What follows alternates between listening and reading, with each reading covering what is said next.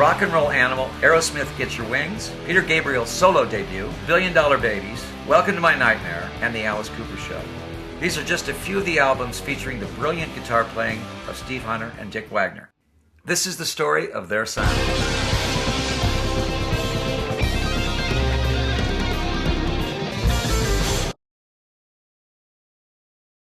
When I first started playing and first started getting work and got in the Mitch Ryder band and all that sort of thing, I was terrified that they were all going to find out all I'm doing is playing Eric Clapton stuff. I was terrified. I didn't realize that I had sort of made it my own, but I so loved Clapton's playing on some of those early Cream records and the tone he got that I just did everything I could to emulate that. I just loved it, without realizing that I had started making it my own. Well, it's the same thing with other bands.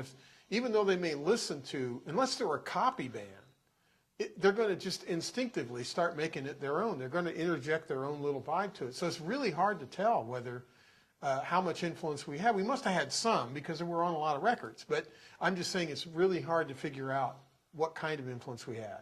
When I got up on stage in Madison Square Garden with Alice Cooper, and it was completely sold out, and I looked at all of those people out there, I kept thinking, now I wonder how many of them really know Dick and I even exist. Aren't they here to see Alice?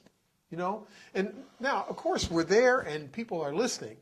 But in my naivete, I thought that everybody's there to see Alice and they don't really care about what I'm playing at all. And for the longest time, I didn't think anybody really listened. A guitar player's a guitar player, you know? And then you start hearing these things, you know, from people. And when you do interviews, they ask questions about, do you realize how much impact? No, I didn't realize how much impact because I thought everybody was there to see Alice or to see Lou or something like that. I felt like I was a backing musician. But then you start realizing, well, they are listening. You know, they're listening and they're reading the album covers and they're getting bummed when they find out you're on them and they couldn't find your name and stuff. That's when it hit me that, oh, well, geez, they really are out there listening to us, you know. I started realizing how much influence the two of us had. And I just remember playing Anaheim Stadium that time with Alice, and when we went on stage and Alice introduced us, I mean, 55,000 people, and just that sound. It was. I mean, of the applause, and yeah.